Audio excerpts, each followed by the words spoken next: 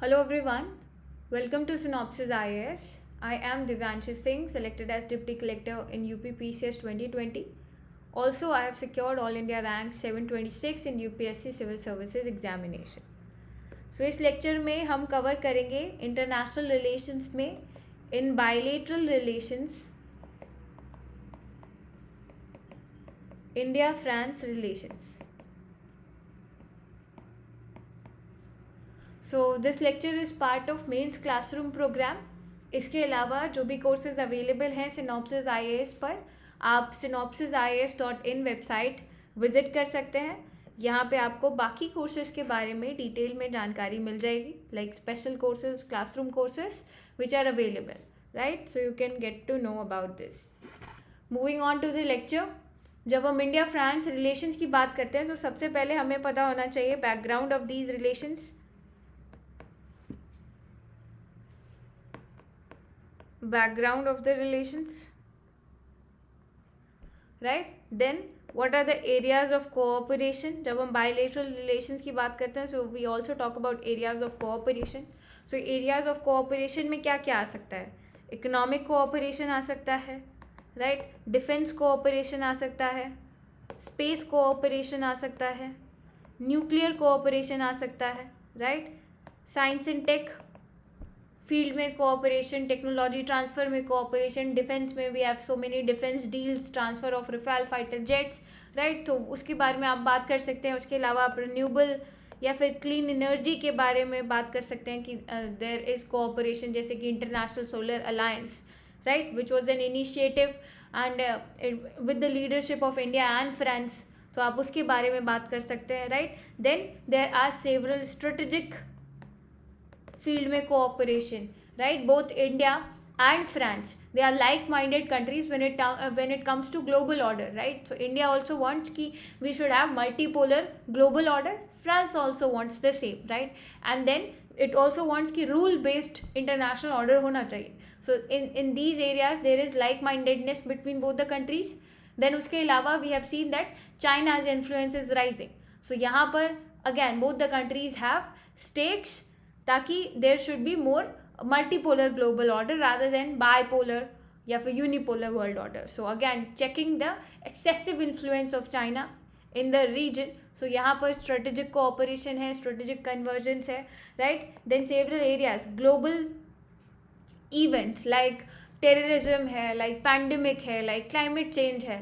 सो यहाँ पर there is more synergies, more cooperation. So you can talk about these areas of cooperation between both the countries, right?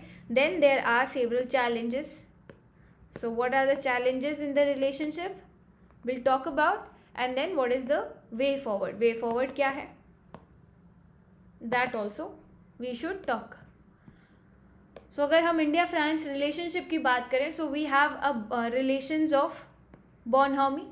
There is bonhomie between both the countries, and there is excellent bilateral ties, strategic and economic partnership, and several other areas of global concerns जैसे कि terrorism है, climate change है.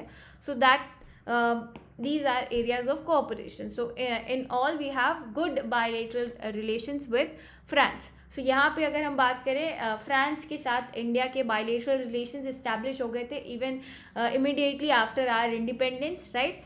But since India की policy थी उस time पे नाम और कोल्ड वॉर चल रहा था, so we didn't have such very high deep engagements at that particular time of cold war. But after that, since 1998 we have strategic partnership. We are strategic, हमारा जो रिलेशन है वो strategic partnership का है, right? Now we are strategic partners since 1998, right? And what are the pillars of cooperation अगर बात करें, so there are several areas of cooperation. अगर defense cooperation, nuclear cooperation, defense cooperation, civil nuclear cooperation, and उसके अलावा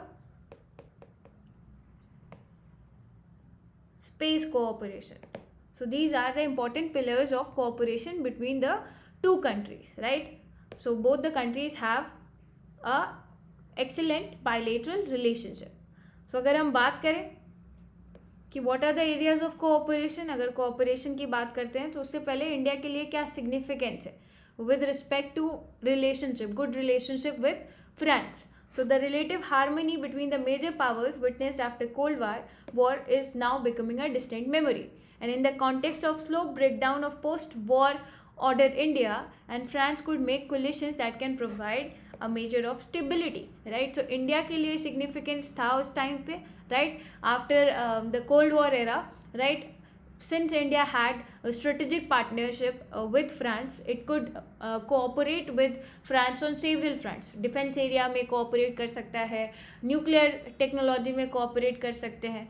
So कई सारी और areas हैं, टेक्नोलॉजी ट्रांसफ़र है, स्पेस टेक है, राइट. सो यहाँ पर कोऑपरेशन किया जा सकता है between both the countries. So obviously there is significance. So अगर हम बात करें कि स्ट्रेटेजिक सेक्टर्स में there is cooperation between two countries, right. कैसे?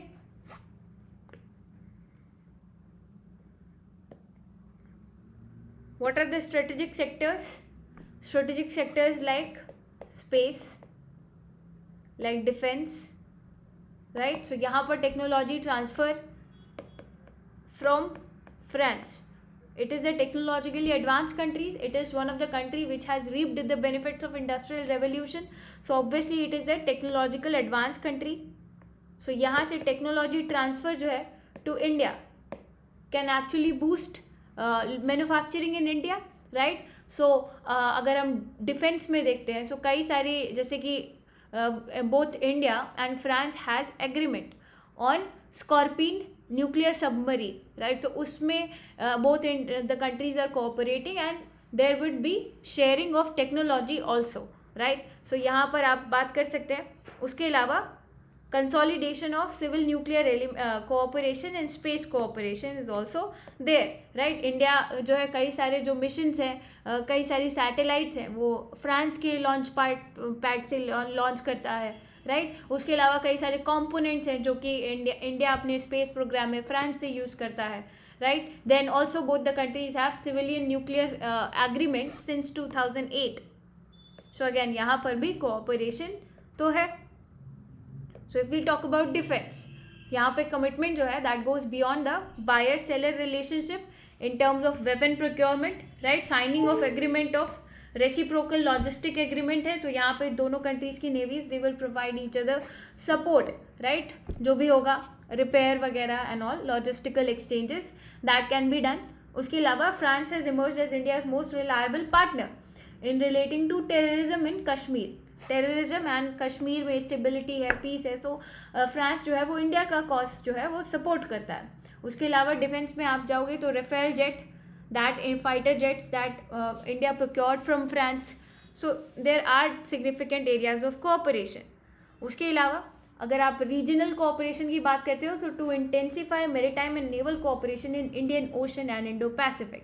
सो यहाँ पर जो फ्रांस है that has become the first European country जिसने कि इंडो पैसिफिक स्ट्रैटेजी में इंडिया को अपना की पिलर माना है इन दैट स्ट्रैटेजी. सो क्यों इंडो पैसिफिक इंपॉर्टेंट है या इंडियन ओशन इंपॉर्टेंट है फ्रांस के लिए? क्योंकि फ्रांस के आइलैंड्स हैं, लाइक रीयूनियन आइलैंड है, लाइक कैलेडोनियन आइलैंड है, राइट. सो यहाँ पर these are the French territories in Indian Ocean and Indo-Pacific. So again यहाँ पर फ्रांस के इंटरेस्ट है and India is a major partner, India is a major player in Indo-Pacific, right.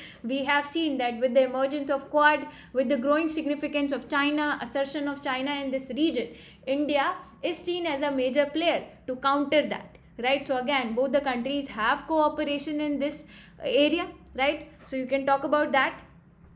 उसके अलावा we have seen that defence relation में ही you can also talk about कि both the countries they do several military exercises, naval exercises. जैसे गरुण है तो वो air force exercise है, वरुण है वो नेवल एक्सरसाइजेज है. सो आप उनके बारे में भी बात कर सकते हैं. Then bilateral trade and economic relations में यू कैन टॉक अबाउट कि both India and France have administrative, economic and trade committee so that more and more bilateral trade and investment can be encouraged, right. उसके अलावा there are certain global agenda like climate change.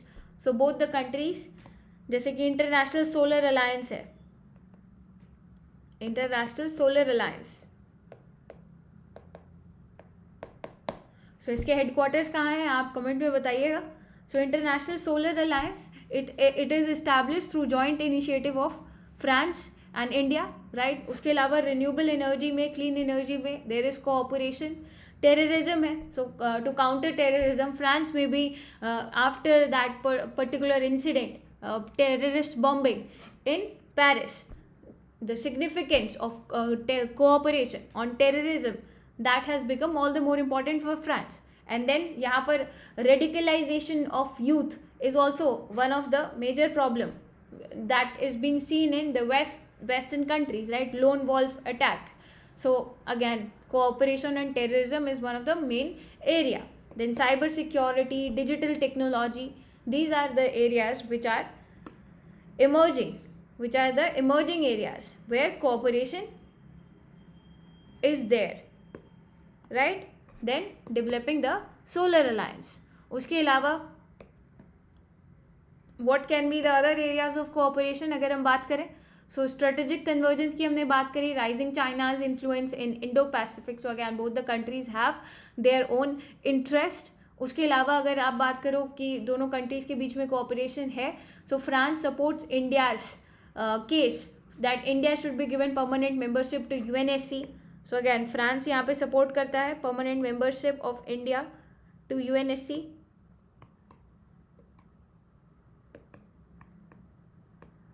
Right, उसके अलावा India को entry मिली MTCR में, so again that was actually supported by France. France also supports India's membership to NSG, Nuclear Suppliers Group. So यहाँ पर भी support करता है, राइट. सो ये भी एरिया ऑफ कोऑपरेशन है. उसके अलावा अगर आप न्यूक्लियर कोऑपरेशन की बात करें, so both the countries have civilian nuclear cooperation agreement since nuclear cooperation agreement since 2008, right. उसके अलावा भी both the countries have industrial way forward agreement, industrial way forward agreement, right. ये कब साइन हुआ? ये 2018 में साइन हुआ. और इसके अंडर में France and India would be constructing 6 nuclear reactors, right. 6 nuclear reactors will be constructed in Jaitapur with cooperation between both the countries. तो यहाँ पे आप इसकी बात कर सकते हैं. So again, that is an area of cooperation. So there are different areas of cooperation, but then there are also challenges. अगर हम challenges की बात करें, we have talked about cooperation, but then what are the challenges? सो अगर हम challenges की बात करें तो न्यूक्लियर रिएक्टर्स का जो प्रोजेक्ट है ये जैतापुर वाला, सो यहाँ पर भी there are several delays in actually delivering on the projects.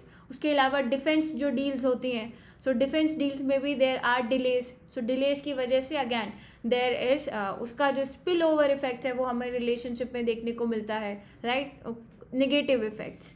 Then there are several other challenges, जैसे कि अगर आप बात करो between both the countries there is more cooperation on the government level, but private levels पे investments and all that are not so high between both the countries, right. Then also France, it actually is a stakeholder in China's Belt and Road Initiative. It supports that, but then India does not support it. So both the countries are contrary to each other in this aspect. उसके अलावा अगर आप Indo Pacific में relationship की बात करते हो, right, Indo Pacific में रिलेशनशिप की बात करते हो, तो the relationship is more or less symbolic. Deep engagements are not there between India and France in Indo Pacific. So again deep engagements are required in Indo-Pacific, right. So these are some of the challenges between both the countries in terms of relationship, but again these are not so significant as challenges, right, and it can be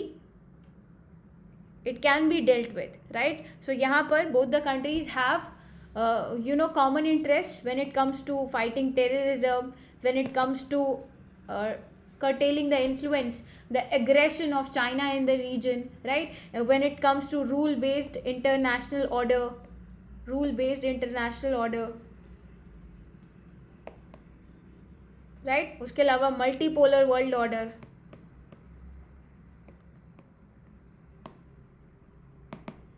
So that we can cooperate with both the countries can cooperate. उसके अलावा France के साथ हमारे government to government relationships है, so we can actually increase the engagement. हम engagement कैसे बढ़ा सकते हैं?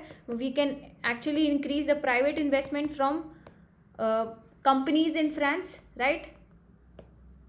So again, India can revise its model bilateral investment treaty. यहाँ पे इंडिया कुछ अपने मेजर्स को रिवाइज कर सकती है, so that it is more investor friendly. At the same time India में ईज ऑफ डूइंग बिजनेस को बूस्ट किया जा सकता है, right? Ease of doing business, if it is promoted, more companies can actually invest, right? So the new partnership with France, Germany and other like-minded countries will actually help India in position itself in the new global order, right? So again, there are several areas of cooperation, and both the countries, they should cooperate on several fronts. So this was it for this lecture. Thank you.